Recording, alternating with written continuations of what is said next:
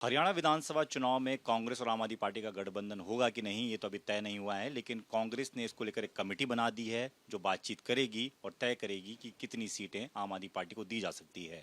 इस बारे में बातचीत करने के लिए हमारे साथ आम आदमी पार्टी के राज्यसभा सांसद संजय सिंह है। संजय जी, कांग्रेस ने तो कमेटी बना दी है, क्या आपकी भी कोई कमेटी बनी है? देखिए, ऐसा है कि आम आदमी पार्टी के बारे में मैंने कल भी बताया था। और किसी भी दल में एक संगठन के फैसले लेने की प्रक्रिया होती है।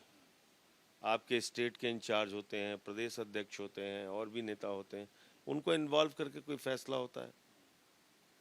तो हरियाणा के संबंध में जो भी फैसला होगा, 1-2 दिन का इंतजार कीजिए, आपको पता चल जाएगा हम 90 पे लड़ रहे हैं कि 9 पे लड़ रहे हैं। मतलब बातचीत चल रही है आपकी तरफ से? मैंने तो कल भी एक बात कहा था, लोकतंत्र में बातचीत तो चलती रहती है, उससे क्या फर्क पड़ता है। लेकिन फैसला होता है सारी परिस्थितियों पर बातचीत करने के बाद। लेकिन बातचीत में ये भी सुनने में मिल रहा है कि आप 10 मांग रहे हैं, वो 7 देने को तैयार हैं, वो कह रहे हैं कि हमारी स्थिति मजबूत है, आपको इतनी ज़्यादा सीटें नहीं दे सकते हैं। तो क्या 10 सीटों पर आम आदमी पार्टी राजी हो जाएगी चुनाव लड़ने? देखिए, ऐसा है कि ये आप लोगों की अपनी खबरें हैं। मैं इस पे कोई प्रतिक्रिया इसलिए नहीं दे सकता क्योंकि मैं संगठन से बंधा हुआ आदमी हूं, और इसीलिए मैं कह रहा हूं आपको 1-2 दिन प्रतीक्षा कीजिए, जो फैसला होगा आपके सामने होगा। 90 पे लड़ेंगे कि 10 पे लड़ेंगे कि 7 पे लड़ेंगे, ये आपको पता चल जाएगा। पार्टी ने कोई फॉर्मूला तो तैयार किया होगा, कितनी सीटों पर आप कम से कम चुनाव लड़ने की कोशिश? देखिए, अगर आप आज की तारीख में हमसे पूछेंगे, हमने पूरे हरियाणा के अंदर रैलियां की हैं, सभाएं की हैं। तो मैं फिर दोहरा रहा हूं आपको कि आप इंतजार कीजिए, प्रतीक्षा कीजिए। ये संभावना है क्या दिल्ली तक भी आएंगी गठबंधन की, क्योंकि दिल्ली का भी चुनाव उसके बाद ही? ये सारे सवाल आपके एक तरफा हैं। मैं आपको कह रहा हूं, पार्टी कोई भी चलती है, संगठन कोई भी चलती है, उसमें से फैसले लेने की एक प्रक्रिया होती है। तो जब उस प्रक्रिया से हम लोग होके गुजरेंगे, आपको बता देंगे पूरी बात। दिल्ली में पहले ही एलजी के साथ सरकार की लड़ाई बड़ी थी। अब जिस तरीके से गजट नोटिफिकेशन आया है कि किसी भी आयोग में बोर्ड का जो चेयरमैन का गठन किया जाएगा उसके लिए एलजी स्वतंत्र हैं। अब आपकी शक्तियों पर कितना असर पड़ा मेरा सरकार? एक सुझाव है प्रधानमंत्री जी के लिए कि वो अपने प्रधानमंत्री के पद से इस्तीफा देके दिल्ली के मेयर बन जाएं और दिल्ली के एमसीडी चलाएं।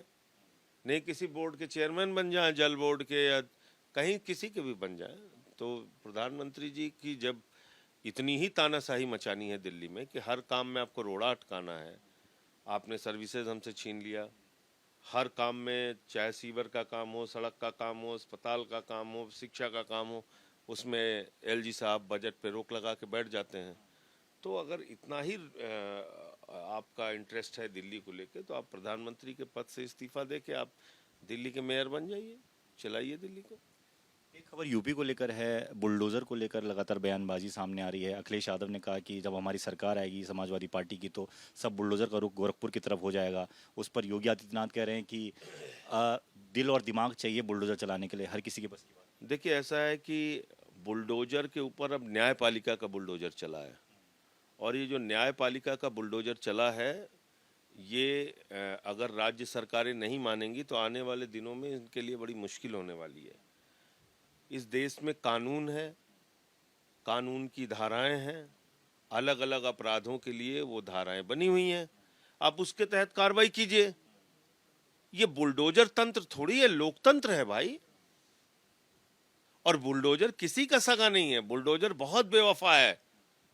वो काशी कॉरिडोर के नाम पे भी लोगों को, काशी में हिंदुओं को उजाड़ता है, अयोध्या में विकास के नाम पे अयोध्या में हिंदुओं को उजाड़ता है, और छतरपुर में मुसलमानों के खिलाफ प्रयोग होता है, और नोएडा में त्यागी के खिलाफ भी प्रयोग होता है, और त्यागी के ऊपर आरोप लगाने वालों के खिलाफ भी प्रयोग होता है।